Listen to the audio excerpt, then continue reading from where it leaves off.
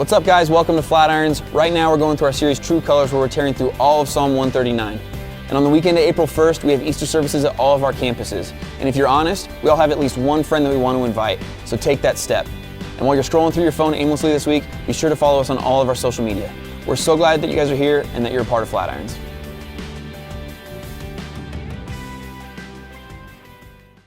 All right, hi. How are we? We good? Good. Hey, so I gotta say this just right off the bat. So last weekend I attended church at the 4 o'clock Saturday night service in Lafayette, and Jim did not say this at the 4 o'clock, but apparently at one of the other services he told you to send me an email if you appreciated like my teaching the last few weeks. And I think he didn't say it at the 4 o'clock because he knew I was there and knows I get like embarrassed by that kind of stuff. He knows I would have come and talked to him and be like, don't say that. Like, if you like me, don't do that. But here's what I want to say. One of the things I wrestle through personally is I have trouble accepting compliments, accepting encouragement, and stuff like that. But my inbox exploded, and so, this week I tried to just sit back and soak it in and be encouraged by my church, and I was. And so I'm just saying thank you for doing that if that was you.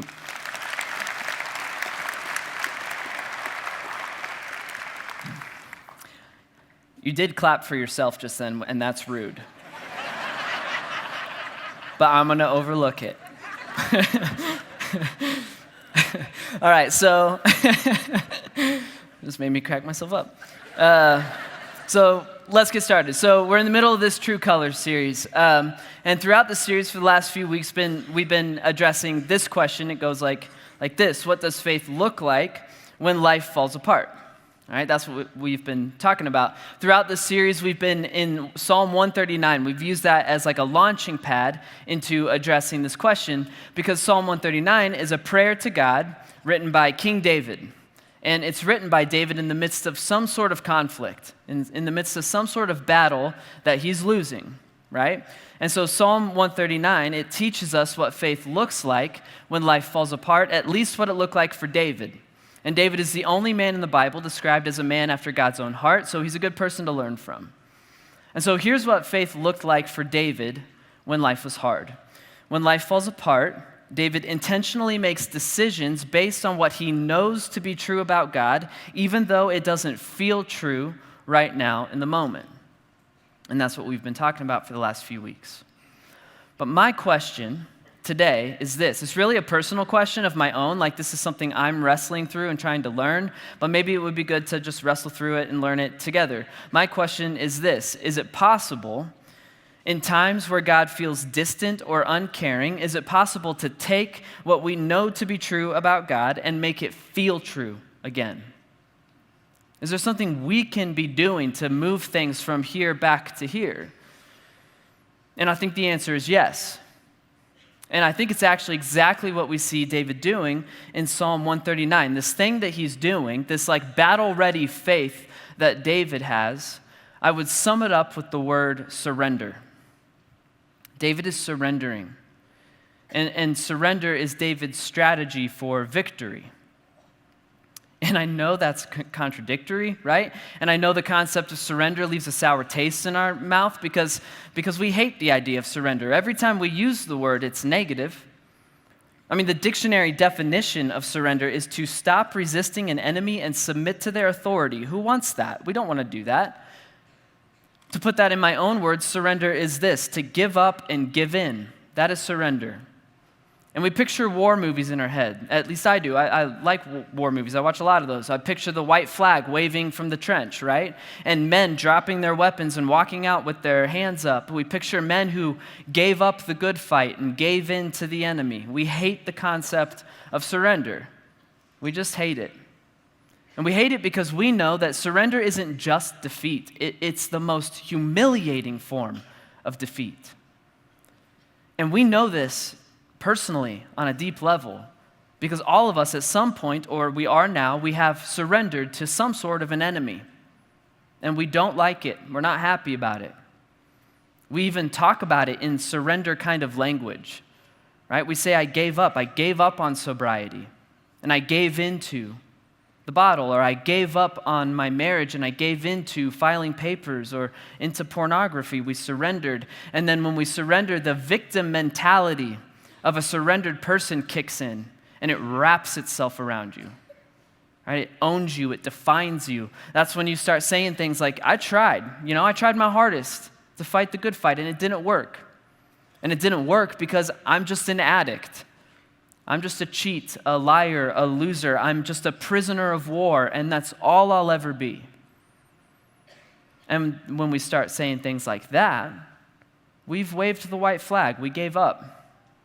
Right? We handed over our weapons and handed over our dignity, and we hung our heads because we lost. That's what we typically think of when we think of the concept of surrender. And so when I say that David's strategy for victory, his battle-ready faith is surrender, what am I talking about? And here's what I'm talking about. David understood something. All right, he understood something that we often either don't understand or we do, but we're trying to pretend like it's not true. And what David understood is that avoiding surrender is impossible. It's not possible. And before you're like, wow, you got depressing real fast today, Ben, let me explain what I'm talking about. So David understood as broken human beings, we all have this innate drive to serve somebody. We do. We will eventually give up and give in to something or someone. We can't rewire that part of our human nature. And so whether we surrender to an enemy's authority or our own authority or God's authority, we will surrender. As human beings, we can't not surrender. In the words of the prophet, the Ray-Ban wearing, harmonica playing stoner prophet known as Bob Dylan, in his song, Gotta Serve Somebody, he says the same thing. He says, you're going to have to serve somebody. Maybe the devil, maybe the Lord, but you're going to have to serve somebody. And it's just true. If Bobby D said it, it has to be true. Well, last night I said, okay, this is side note. So we got a guy on staff named Bobby Dunlap, and I said, Bobby D, if he says it must be true, and all the tech people were like, I got to listen to Bobby Dunlap now? I'm like, no. Anyway. It's true. We will surrender to something or someone. We will. We hate hearing that truth, but it's true. But here's what David does with that truth, all right? So he doesn't fight it. He doesn't avoid it. Instead, he just accepts it as reality. And in Psalm 139, it's basically David he's saying this. He's going, all right, so if I will eventually surrender to something or someone, then I choose. I'm not going to be a victim. I choose to. Instead of surrender to my enemy, I choose to surrender to my God, who promised that he knows everything, he is everywhere, and he cares about me.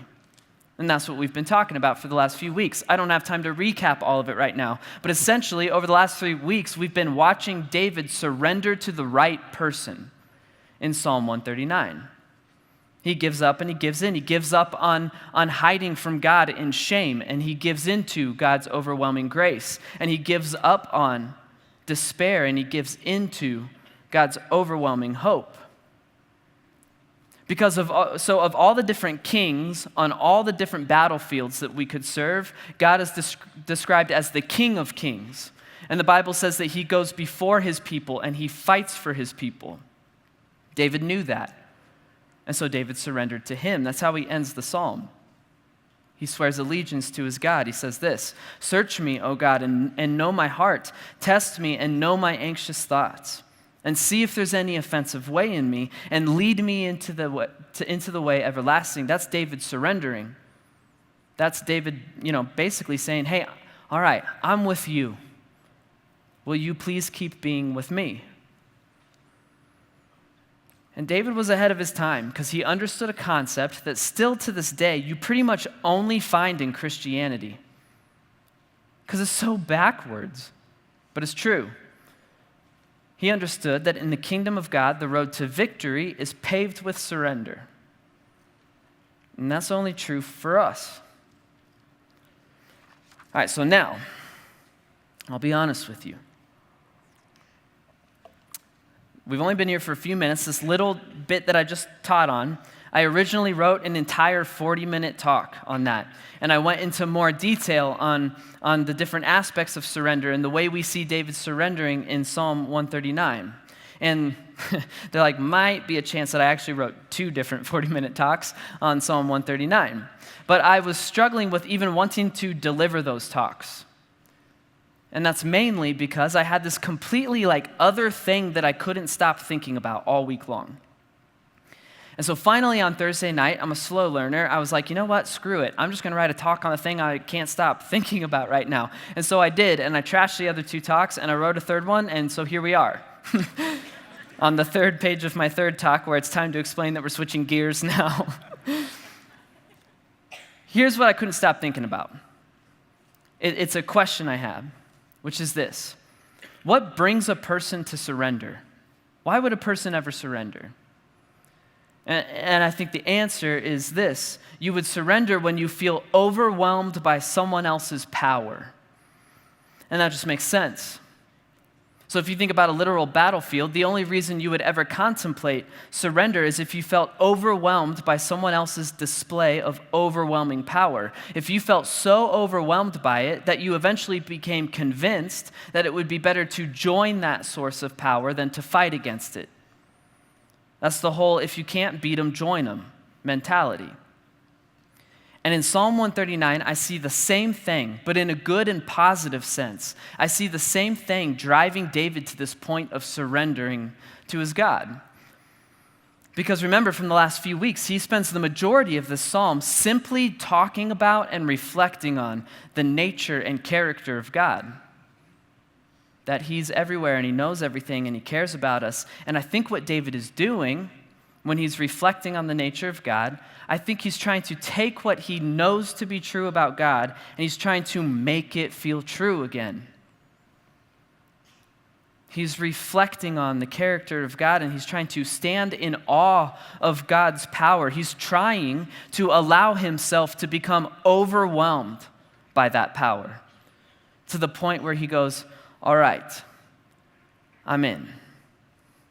I think he's trying to take what he knows to be true about God and make it feel true again. And so that got me thinking all week. I was like, what would it look like to try that together? As a church, as a family of people who, most of us in the room, we want to surrender. We want to give up our despair, fear, shame, and anger. We want to give in to God's power. We just don't know how. And so I was thinking all week, like, what would it look like as a church to try what David tried? To do this thing where we do nothing other than reflect on God's power and his goodness in a very intentional and focused way. And we do that because it's like we're looking at God going, we're trying to be overwhelmed by you right now. We're trying to feel again the things we know to be true about you. And so I want to try it today. And specifically, I want to reflect on the overwhelming display of God's power on the cross. Because next weekend is Easter, right? And that's kind of a big deal around here. It's a big deal for Christians all around the world. It's the day that we get together and celebrate. It's the foundation of our faith and all of our hope. It's the day that we get together and celebrate a moment in history where Jesus was literally resurrected from the literal dead. And if you believe that to be true, like I do, then it's undeniable that Easter is the most perfect display of the truth that David understood, that in the kingdom of God, the road to victory is paved with surrender. And not just any surrender, but surrender to the overwhelming power of God. Surrender leads to victory. Easter is proof of that. Easter is our hope of victory. But without Jesus first hanging on a cross, there is no Easter to celebrate. And without Jesus first dying, there is no coming back to life. Without Jesus' surrender, there is no victory. And so today we should reflect on that and just think about it. So here's what that's going to look like. For the rest of this talk, all right, this is one of the few times I'd recommend it. For the rest of the talk, I'd recommend that you actually don't take notes. All right, don't write in your journal, don't write on your phone, and don't take pictures of the screens and the verses. All right, you can always watch it online if you forgot something, you want to remember something. And don't worry about doing all the mental gymnastics that we're used to in here, where you like work yourself into a headache trying to figure out how you're going to apply this to your life. Don't worry about that today. Because for the rest of today, we're not like necessarily out to learn anything new. Don't do that. Instead, let's take a cue from David and let's do nothing other than reflect on God's power displayed on a Roman cross 2,000 years ago, and let's see if we can still get overwhelmed by it. And so we're going to try that. For the rest of our time together, just sit back and just listen. All right, and then periodically we're going to ask ourselves, do we feel it? Do we feel it yet? And when I ask that, what I mean is for those of us who have been a Christian for your whole life, you've heard this story more times than you can count. What I'm asking is, do you feel it? Do you feel it again, not just know it? And then if you're in the room and you're still giving it a shot and you're not sure what you believe about any of this, first of all, I'm glad you're here. You can always come here and not believe in this. Come figure it out here. But if that's you, when I ask, do you feel it yet? If you do, then maybe that's because it's true. So let's reflect on what happened on the cross. So I grew up in church and I grew up in Dallas. My dad always says that Dallas isn't technically the Bible Belt, but it's like maybe the belt buckle or something. And that's just like, he always thinks he's hilarious, but it's just a dad joke. So there's a dad joke for you. And I grew up in Dallas in church, and because of that, I grew up knowing that Jesus died for me. I heard that constantly. I bet I knew that Jesus died for me before I knew how to spell my name. And it's 3 letters long, so that's early. But at the same time, I did not know why Jesus died for me.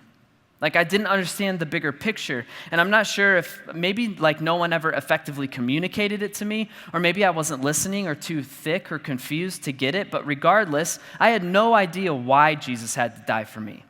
What's the point? And in fact, as I got older, I started to learn that people die for other people all of the time, which made me think, well, if that's the case, why are we worshiping Jesus for this? And then it didn't help either that most of the time when I heard pastors teaching on the cross, they'd talk about it like it was just the worst thing that has ever happened in the history of existence. Jesus on the cross talks were always the most depressing sermons I had ever heard. And I remember sitting there in church going we got to talk about the cross? I got to feel sad all day again? And if they weren't talking about it in a depressing way, then they were leveraging Jesus, what he did on the cross for us, they were leveraging it as like some cosmic guilt trip sermon, right? Like the cross was God's divine version of looking at us and going, look at what you made me do, trying to guilt me into behaving. In fact, this is a true story. I even had one preacher tell me that every time I did something wrong, there was a cross in heaven that Jesus had to be nailed to again. Like he's being crucified constantly in heaven. To let you a little more in, it was actually a group of boys he was talking to, and he said that anytime we have an impure, that was his favorite word, anytime we have an impure sexual thought, he would be nailed to the cross. I was in middle school at the time.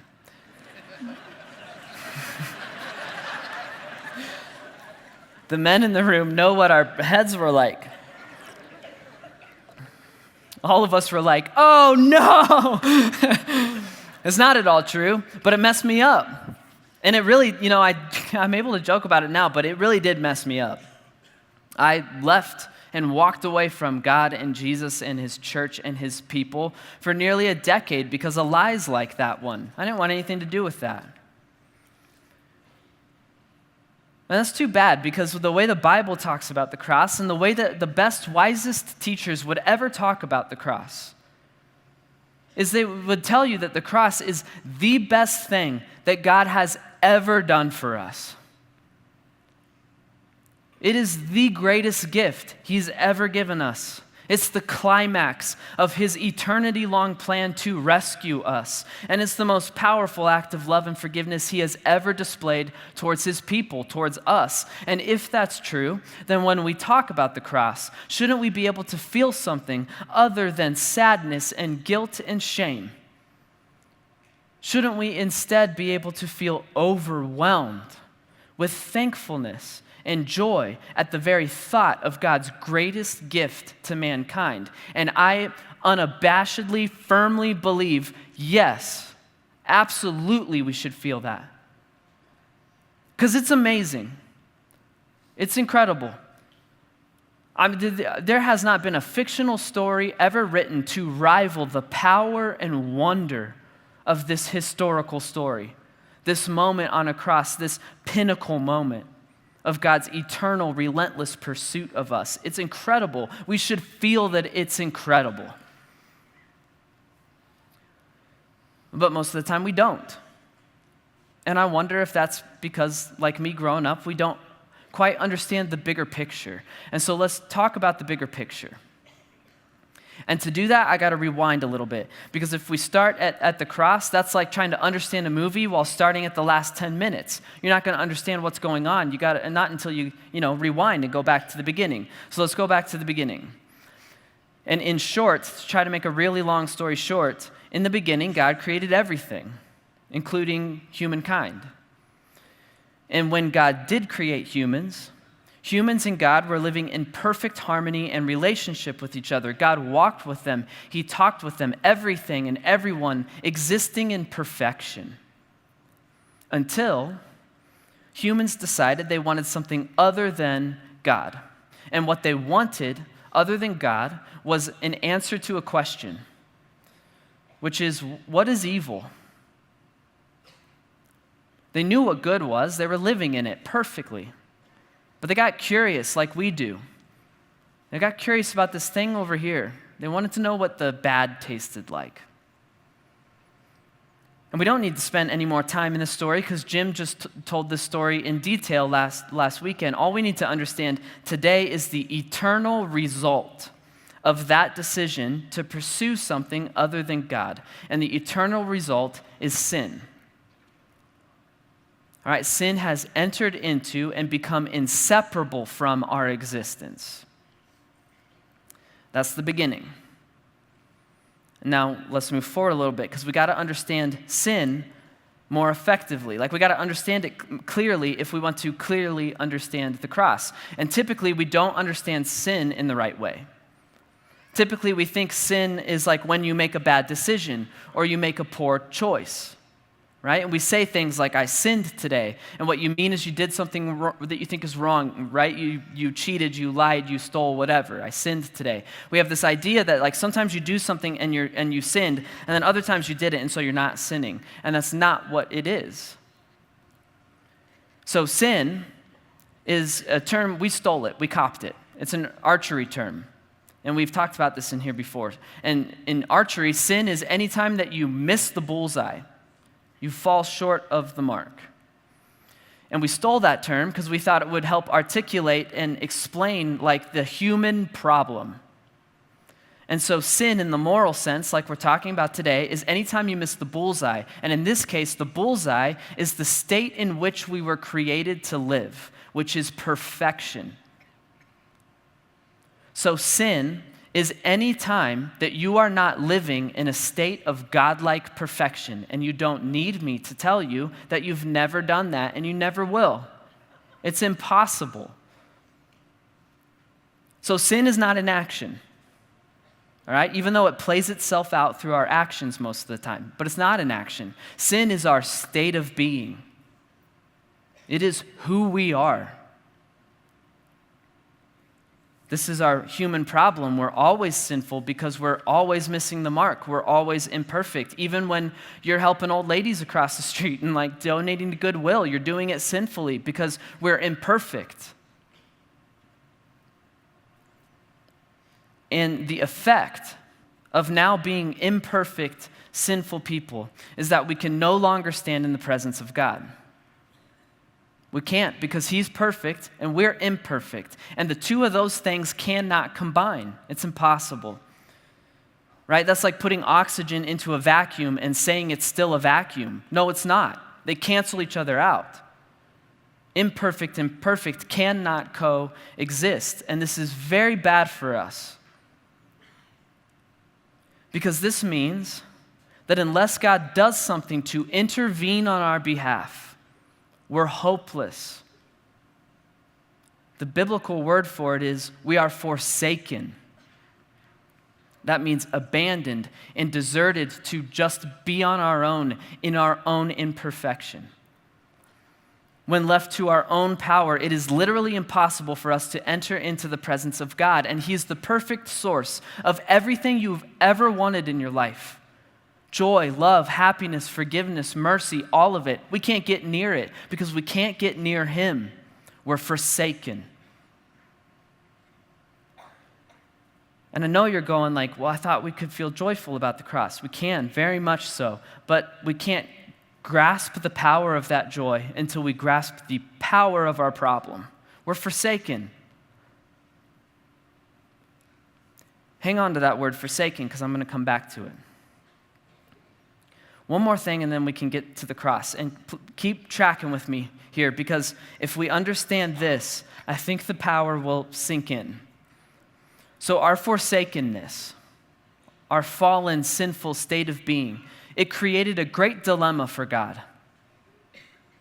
And the dilemma is this: how can God solve our problem of forsakenness while also remaining righteous? And righteous means true to Himself. How can He do this? Here's why it's a dilemma. So over here, if God were to say, you know what, it's okay, it's fine. You chose something other than me. You rebelled against me, but that's okay. And you have to live forever in imperfection, but I don't care, that's fine.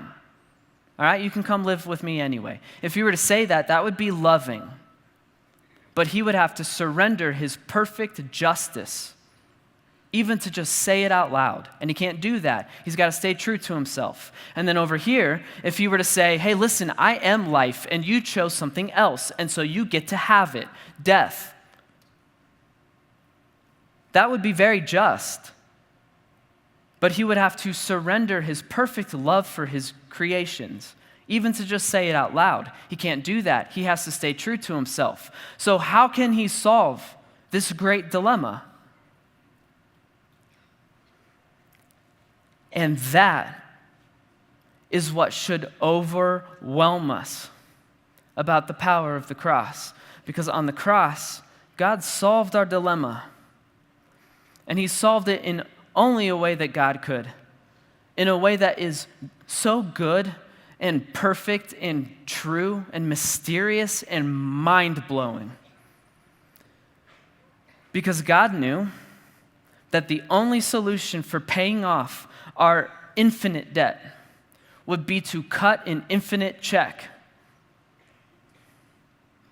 And so rather than surrender His righteous justice and surrender His righteous love, God instead chose to surrender His righteous self. And so Jesus Christ, who He's at the time living in heaven in perfect equality with God. He is God, but also distinct from God. It's that mysterious Trinity thing that we'll never wrap our heads around. If you get it, explain it to me. Jesus Christ chooses to willingly surrender the perfect equality and relationship He has with His Father so that He can be born into humanity, so that He can pay off our infinite debt with His infinite sacrifice. Are we starting to feel it yet? See, Jesus, who is God in the flesh, He entered into humanity for the cross. It was His singular focus. His eyes were set on it since eternity. Because He knew that there was going to be this moment on the cross where this crazy transaction was going to occur. There was going to be this moment on the cross where Jesus, who knew no sin, that's what the Bible says, which means not only did He not do the action of sin like we think of it, He wouldn't know how to. He's known no sin. There was going to be this moment on the cross where Jesus, who knew no sin, would willingly choose to literally become our sin. There was going to be this moment on the cross where Jesus willingly placed all of our imperfection and all the stuff that comes with it, all of our deserved guilt and shame and condemnation and punishment, and he transferred all of our debt to his account. And he placed all of that on his back. And then he nailed it to a cross so that he could execute it. And in that moment, God solved our dilemma in an overwhelmingly powerful way, which is this. Let this sink in. God stayed true to his righteous love for us by giving us a way to not have to pay for our debt, giving us a way to live in his presence again. He stayed true to his righteous love, and he also stayed true to his righteous justice. And the way that he did that was he placed our infinite debt on his infinite shoulders in the form of his son, Jesus Christ. And then he paid the just and fair price, which is forsakenness and death. Do we feel it yet?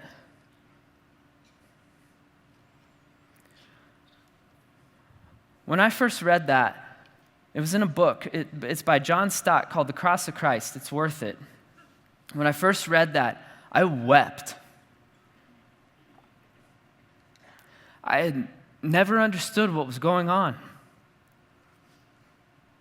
And I started to read the story of the cross like in a whole new light, with a whole new lens. And when you do, some of Jesus' final words while he's hanging on the cross, they get so much more intense. For example, look at this. This is while he's on the cross. Matthew writes this. About the 9th hour, Jesus cried out in a loud voice and he said, "Eloi, Eloi, lama sabachthani," which means, my God, why have you forsaken me?" That's the moment, the transaction, the moment where Jesus willingly chose to take on our forsakenness. Jesus says, my God, why have you forsaken me?" He's not playing some role right now. He says that because in that moment, God has forsaken him.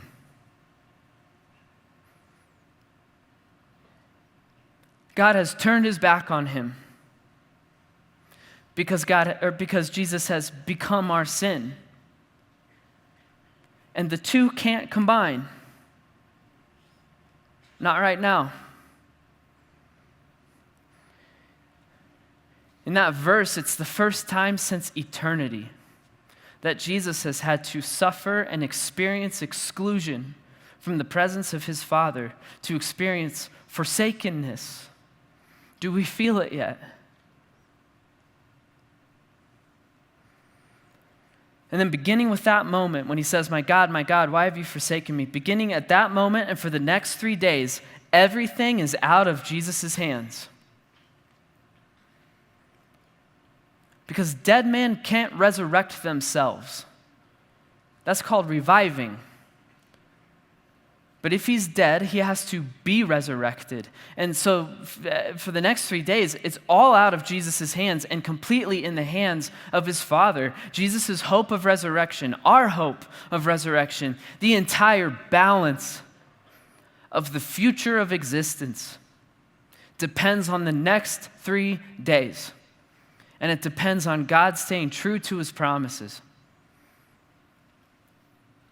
But even when forsaken, Jesus never once doubts his Father. And in fact, with his dying breath, he says this. Jesus called out in a loud voice and he said, "Father, into your hands I commit my spirit." And when he had said this, he breathed his last. And here's something crazy about Jesus' final words. So first of all, it's his level of trust, right? It's just, Insane, because we as Christians, I do this all of the time. We do this thing where we quit trusting in God because we imagine that he's turned his backs on us, when in reality, because of what we're talking about right now, in reality, he has not turned his back on you and he never will. But then Jesus, on the other hand, never quit trusting his Father, even though in reality, in that moment, God had turned his back on him.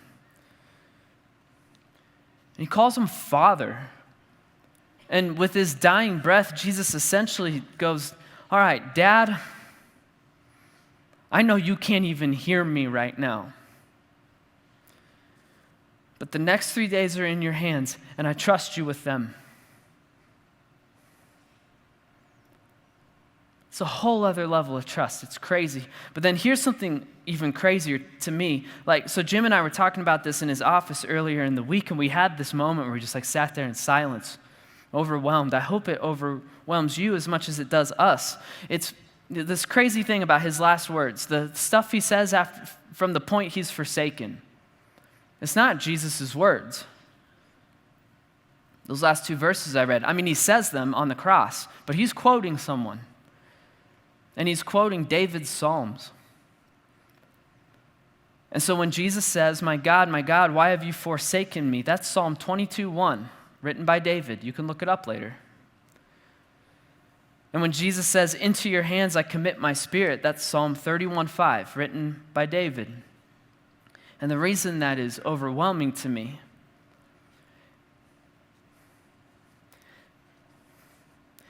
is because it means 1,000 years before the cross, God inspired David to write the words that he knew his son Jesus would need to lean on while hanging on a cross. God knew that his son would willingly choose to become forsaken on our behalf. And so God knew there was going to be this period of time where he could not be there for his son. And so instead, 1,000 years earlier, he chose to be there for his son by inspiring David to write those words. It's overwhelming. And it's spanned eternity. Do we feel it yet?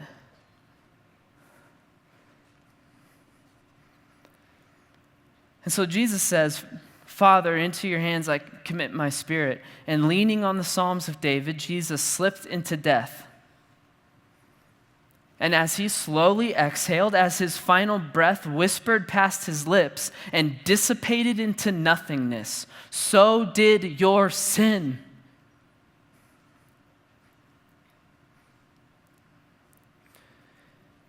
And then next weekend, we're going to celebrate. We're going to celebrate the fact that 3 days later, God did not disappoint, and he resurrected his son. But we can save that part of our history for next week. This week, can we just celebrate what happened on the cross? Because it means our ultimate problem, our forsakenness, has been completely, totally, infinitely, forever paid for.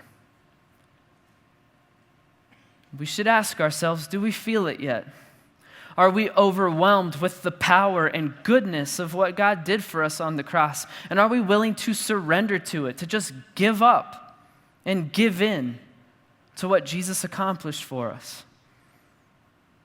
Because if you want Jesus' infinite payment to apply to your infinite debt, all you have to do is believe that God could be that good. That's it. All you have to do is believe it was enough to cover you. Yes, even you. Yes, including the thing that you're thinking about right now, the thing you're so ashamed of. All you have to do is believe it's paid for. And when you do, you're free. You are free to give up and give in. You can give up the thing where we shame ourselves into oblivion, as if we need to punish ourselves for the things we've done. No, the things you've done have been punished. One-time event. It's done. Give it up. You're free to give up that thing where you endlessly try to earn your own salvation, right? Where you try to hurry up and fix yourself and be a better person and prove that you're worthy. Give it up. It's exhausting. You can't earn it. It was earned for you in a one-time event. Give it up. Give up and give in to what Jesus has earned for you, because what he earned for you is he took all of your guilt and shame and punishment, all of the stuff that you've been punishing yourself for, and he put it to infinite, eternal death in his infinite and eternal self. And then when he came back to life 3 days later to hand us infinite, eternal life, when he walked out of that tomb 3 days later, your guilt and sin did not walk out with him. They stayed dead. All you have to do is believe it. And when you do, when you believe it, when you say, I surrender to that power, I'm with you, the minute you say that, Jesus intercedes for you, standing at the right hand of God, and he says, do you see Ben Foot? He's with me. And God sees no debt. He sees an empty account that he is ready to fill. So take him at his word.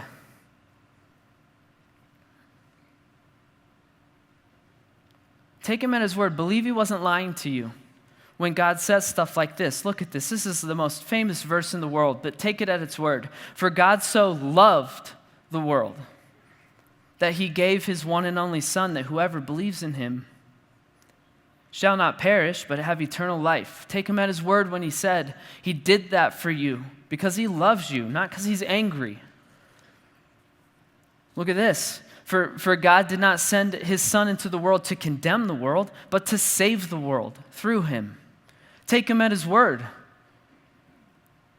When he says he did that not to condemn you and punish you, but to save you, to rescue you. Look at this. This is Hebrews. Let us fix our eyes on Jesus, the author and perfecter of our faith, who for the joy set before him endured the cross, scorning its shame, and sat down at the right hand of the throne of God. Take God at his word when he says Jesus did that for you out of joy, not begrudging obedience and obligation. And then the most overwhelmingly powerful truth of them all is this. He rescued me because he delighted in me.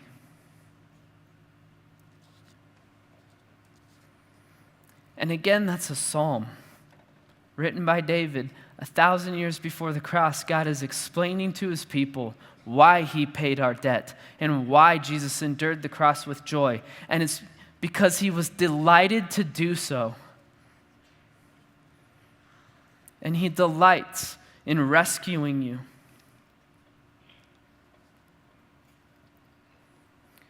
Over the course of the next few weeks, the next few days, as we prepare ourselves to come here and celebrate Easter, first, can we just celebrate that? It's the best news that has ever been told. It's the good news. Can we allow ourselves to be overwhelmed by that power? Can we surrender to it? And can we just sit there for a week and delight in the fact that God delighted in going to the cross for you, and he continues to delight in rescuing you? Can we feel that yet? Pray with me.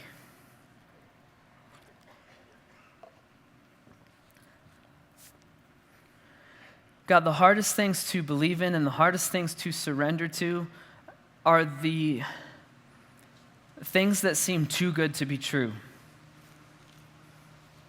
And this is the too good to be true.